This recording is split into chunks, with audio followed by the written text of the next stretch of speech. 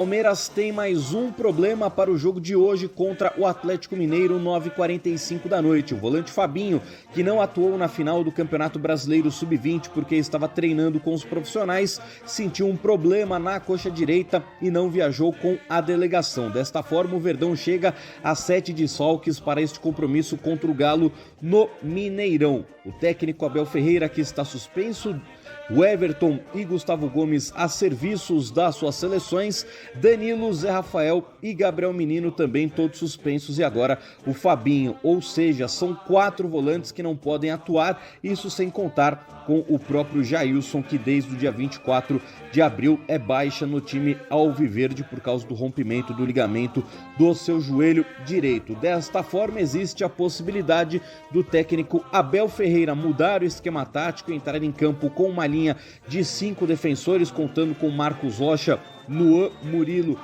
Kusevich e Piquerez na lateral esquerda, ou então a presença do Naves entre os titulares, o Naves que atuou exatamente como primeiro volante na final contra o Corinthians no último domingo pelo Sub-20, ele pode fazer tanto a função de primeiro homem do meio de campo como também de defensor.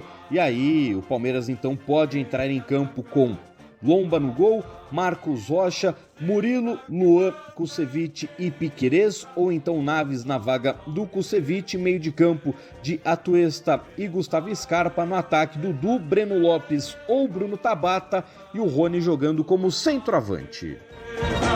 Deu pra perceber que é um Palmeiras bastante diferente mesmo para esse compromisso de hoje à noite contra o Atlético Mineiro. Sorte que o Galo não tá muito bem também das pernas, então pelo menos um empatezinho pro Verdão é excepcional, pensando nos vários e vários desfalques. E essa, como a gente disse, né, Soler, é uma rodada crucial pro Palmeiras, importantíssima, pensando no Endeca Campeonato. Falei certo, né? O 11º título que o Palmeiras tenta de Campeonato Brasileiro, Soler.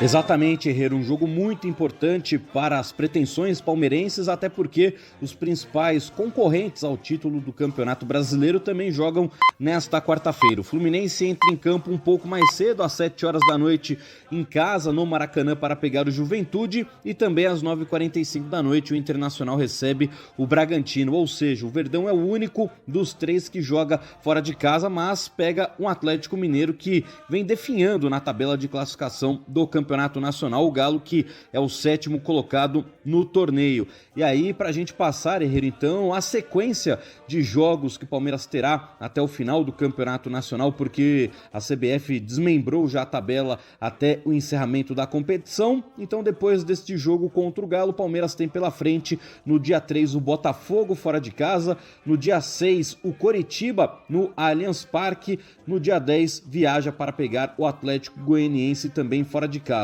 E aí tem o clássico contra o São Paulo no dia 15 e o compromisso contra o Avaí no dia 22. Os 2 jogos como mandantes, mas longe do Allianz Parque, porque ele estará fechado para os shows da banda Coldplay. Desta forma, o Palmeiras deve então enfrentar São Paulo e Avaí na Arena Barueri. No dia 25, fechando o mês de outubro, o Palmeiras joga fora de casa contra o Atlético Paranaense. E aí, com as contas mais otimistas possíveis, o Palmeiras pode ser campeão no dia 2 de novembro, feriado nacional, jogo que acontece às 4 horas da tarde no Allianz Parque contra o Fortaleza. Mas se o Verdão manter a mesma distância que tem para Internacional e para Fluminense, o jogo do título será no dia 6 de novembro contra o Cuiabá fora de casa. E aí no dia 9 o Palmeiras pega o América Mineiro no Allianz Parque e fecha o Campeonato Brasileiro no dia 13 contra o Internacional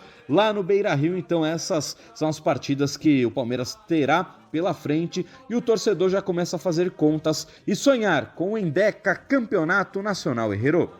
Boa, Soler. Destrinchado então o futuro do Verdão, pensando nesse 11º título nacional. Quem também joga